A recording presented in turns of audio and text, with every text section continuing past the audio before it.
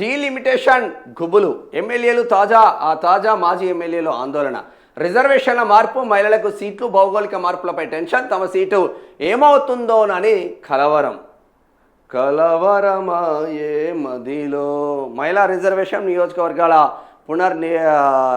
పునర్విభజనతో సీట్లు ఉంటాయా పీకుతాయా నియోజకవర్గాల పునర్విభజన మహిళా రిజర్వేషన్ బిల్లు అమలుకు రంగం సిద్ధం కావడంతో సిట్టింగ్ ఎమ్మెల్యేలు మాజీ ఎమ్మెల్యేలో టెన్షన్ మొదలైంది. తమ సీటు ఉంటుందా, రిజర్వేషన్ మారుతుందా, మహిళలకు రిజర్వ్ అవుతుందా అంటూ చర్చించుకుంటున్నారు. తమ రాజకీయ భవిష్యత్తుపై ఆందోళన చెందుతున్నారు. వచ్చే ఎన్నికల్లో ఎక్కడి నుంచి పోటీ చేయాలి, సీటు మారాలా, మహిళా రిజర్వేషన్ అయితే తమ కుటుంబ సభ్యులను బరిలోకి దింపాలా, ఇలా రకరకాల ఆలోచనలతో ఉన్నట్లు సమాచారం. కొందరు నాయకులు పునర్విభజనకు మానసికంగా సిద్ధమై ఏ విధంగానైనా పోటీ చేయాల్సిందేనని తమ కుటుంబ సభ్యులను ఇప్పటి నుంచి పార్టీ నాయకుల కుటుంబ ఫంక్షన్లకు పెళ్లిళ్లు పరామర్శల పేరుతో తిప్పడం ప్రారంభించినట్టు సమాచారం. రాష్ట్రంలో ప్రస్తుతం ఉన్న 119 అసెంబ్లీ సీట్లు పునర్విభజన తర్వాత 182కు లోక్సభ స్థానాలు 17 నుంచి 26కు పెరగనున్నాయి. ఇందులో 60 ఎమ్మెల్యే సీట్లు, 9 లోక్సభ స్థానాలు మహిళలకు రిజర్వ్ కానున్నాయి. అదే సమయంలో ఎస్సీ ఎస్టీ రిజర్వేషన్ సీట్లలో కూడా మార్పు చోటు చేసుకునే అవకాశాలు అధికంగా ఉన్నాయి. దీంతో 2029లో జరిగే ఎన్నికల్లో భారీ మార్పులు తథ్యమని అభ్యర్థులు అంచనా వేస్తున్నారు.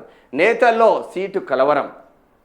నియోజకవర్గాల పునర్విభజన మహిళలకు చట్టసభల్లో 33% రిజర్వేషన్ అమలు తర్వాతనే ఎన్నికలు జరుగుతాయనే స్పష్టత వచ్చింది. ఈ నెల 16 నుంచి 18 వరకు జరిగే పార్లమెంట్ సమావేశాల్లో చట్ట సవరణ చేయనున్నారు. బీజేపీ తమ పార్టీ ఎంపీలకు విప్ కూడా జారీ చేసింది. ఈ నేపథ్యంలో ఇక వచ్చే ఎన్నికల్లో తెలంగాణలోని అసెంబ్లీ లోక్సభ స్థానాలు పెరగడం ఖాయంగా మారింది. ఈ నేపథ్యంలో సిట్టింగ్ ఎమ్మెల్యేలు మాజీ ఎమ్మెల్యేలు కొత్త గుబులు మొదలైంది. తమ నియోజకవర్గం వచ్చే ఎన్నికల నాటికి ఉంటుందా లేదా రిజర్వేషన్ మారుతుందా, మహిళలకు రిజర్వ్ అవుతుందా అంటూ టెన్షన్ పడుతున్నాయి. రిజర్వేషన్ మారినా మహిళలకు రిజర్వ్ అయినా నియోజకవర్గ సరిహద్దులు మారి ఇప్పుడున్న మండలాలు వేరే మండలంలోకి కలవడం, ఇలా ఏదో ఒక కారణంతో తమ నియోజకవర్గానికి ఎఫెక్ట్ అయితే ఎలా అనే ఆలోచనలు మాజీ శాసనసభ్యులు తీవ్రంగా వెంటాడుతున్నారు.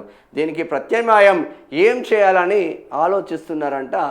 మరి ఏం చేస్తారు ప్రత్యామ్నాయం అంటే ఇక చూసుకుంటారు, ఎక్కడైనా పర్వాలేదు మనం మాత్రం ఉండాల్సిందే అన్న కోణమే వినిపిస్తూ ఉంటుంది నాయకులకు. కాబట్టి మరి దీనికి ఇట్లయితుంది. ప్రత్యామ్నాయం అంటే వాళ్ళకు ఎటు చేసినా కూడా మంచిగానే ఉంటుందన్న కాన్సెప్ట్ ఉంటుంది వాళ్ళకు. చీకటి బ్రతుకులు ప్రైవేటీకరణ దిశగా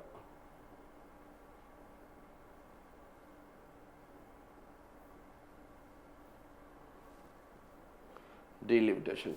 కుటుంబ సభ్యులు పొలిటికల్ గాడ్ ఫాదర్ల వద్ద అంతర్గతంగా చర్చించినట్లు సమాచారం. మహిళల రంగ ప్రవేశం, మహిళా రిజర్వేషన్తోనే వీళ్ళకు ఎఫెక్ట్. వాళ్ళ పిల్లలను దింపుతారు, ఇంకేముంటుందా. రిజర్వేషన్ మారితే ఎవరు ఏం చేసేది ఉండదు. ప్రస్తుత నియోజకవర్గంలో 1-2 మండలాలతోనైనా ఏర్పడే ఒక జనరల్ నియోజకవర్గం ఉంటుందని, అక్కడి నుంచి పోటీ చేయవచ్చనే ఆలోచనలో నేతలు ఉన్నట్లు సమాచారం. ఎస్సీ ఎస్టీలకు చెందిన నియోజకవర్గాలు తమ నియోజకవర్గాలు జనరల్గా మారితే రిజర్వ్ నియోజకవర్గం నుంచి పోటీ చేయాలని ఆలోచన చేస్తున్నారు. సిట్టింగ్ ఎమ్మెల్యేలం కాబట్టి తమకు పార్టీ ఎక్కువ ప్రాధాన్యత ఇస్తుందని అంచనా వేస్తున్నారు. మహిళలకు రిజర్వ్ అయితే తమ భార్యను నిలబెడతామనే సంకేతాలను పార్టీ కీలక నేతలకు పార్టీ నియోజకవర్గ క్యాడర్కు పంపుతున్నట్లు తెలిసింది. భార్య లేదా కూతురు లేదా కోడలిని రంగంలోకి దింపే ఆలోచన చేస్తున్నట్లుగా తెలుస్తుంది. ఈ లెక్కలతో రాష్ట్రంలో శాసనసభ్యులు మాజీ శాసనసభ్యులు వారి భార్య, కూతురు, కోడలిని ఇప్పటి నుంచే నియోజకవర్గంలో జరిగే కార్యక్రమాలకు పంపిస్తున్నారు. పెళ్లిళ్ళు, ఫంక్షన్లు, పరామర్శలు, సమావేశాలకు పంపిస్తున్నారని పార్టీ క్యాడర్ గుర్తించింది. గత ఎన్నికల సమయంలో తమ కుటుంబ సభ్యులు ప్రచారం చేశారని, అదేవిధంగా ఇప్పుడు కూడా తిరుగుతున్నారని, రాబోయే ఎన్నికల్లో అవసరమైతే పోటీ కూడా చేస్తారని సిట్టింగ్ ఎమ్మెల్యేలు ముందే సమర్థించుకుంటున్నారు. నియోజకవర్గాల పునర్విభజన, జనాభా లెక్కలు, మండలాలు కలపడం, తీసివేయడం ఇదంతా మన చేతుల్లో లేదు. కానీ ఎలాగైనా పోటీ చేయాలనే క్లారిటీతో నేతలు ఉన్నట్లు తెలుస్తుంది. నియోజకవర్గాల పునర్విభజన జరుగుతుందని కొన్నాళ్ళుగా ప్రచారం జరుగుతుంది. దీంతో వివిధ పార్టీలకు చెందిన సిట్టింగ్ ఎమ్మెల్యేలు, కొందరు మాజీ ఎమ్మెల్యేలు మాజీ ఎమ్మెల్యేలు ఇదే కారణంతో ఇప్పుడున్న నియోజకవర్గంపై పట్టు నిలుపుకోవాలని ఆలోచన చేయడం లేదని తెలిసింది. గత మున్సిపల్ ఎన్నికల్లో తమ పార్టీ నుంచి పోటీ చేసిన అభ్యర్థులకు సరైన సహకారం అందించలేదని, వారి గెలుపును పెద్దగా పట్టించుకోలేదని గుర్తించారు. ఈ సమస్య ఎక్కువగా బీఆర్ఎస్లో ఉందని గుర్తించారు. ఇప్పుడున్న నియోజకవర్గాలు ఉంటాయో మారుతాయో తెలియదు, రిజర్వేషన్ లేదా మహిళలకు దక్కుతుందా తెలియదు, అందుకే అనవసరపు ఖర్చు ఇప్పుడెందుకు అనే కోణంలో వారు పట్టించుకోలేదని పార్టీ నివేదికలు అందాయి. మాజీ ఎమ్మెల్యేలే ఈ విధంగా చేశారని సమాచారం. అధికార పార్టీలోనూ ఇదే వైఖరితో పలువురు ఎమ్మెల్యేలు ఉన్నట్లు తెలుస్తూ ఉంది. అంటే ఇప్పుడున్న నియోజకవర్గాలు ఒకవేళ ఎస్సీ రిజర్వేషన్లు అయితే అవి జనరల్ అయ్యే ఛాన్స్ కూడా ఉన్నాయి ఇప్పుడున్న సిచ్యువేషన్స్కు.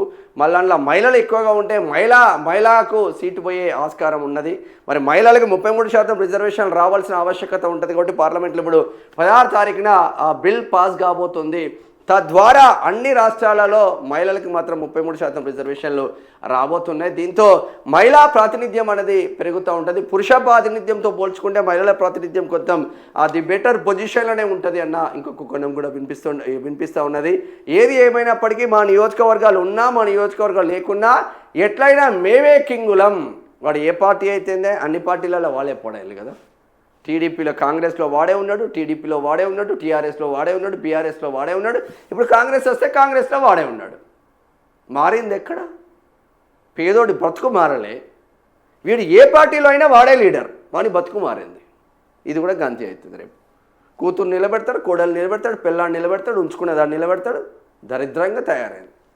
దీనికి ఒక ప్రొఫార్మా రెడీ చేసి ఎడ్యుకేషన్ క్వాలిఫికేషన్ పెట్టి ఎస్సీ ఎస్టీ రిజర్వేషన్లు ఏ విధంగా ఉన్నాయో ఓబీసీ రిజర్వేషన్లు పెట్టి పార్టీ కార్యకర్తలకు 10% 100% సీట్లు ఇస్తాడని ఒక నిబంధన పెట్టి అట్లా వెళ్తే రాజకీయాలు బాగుపడతాయి.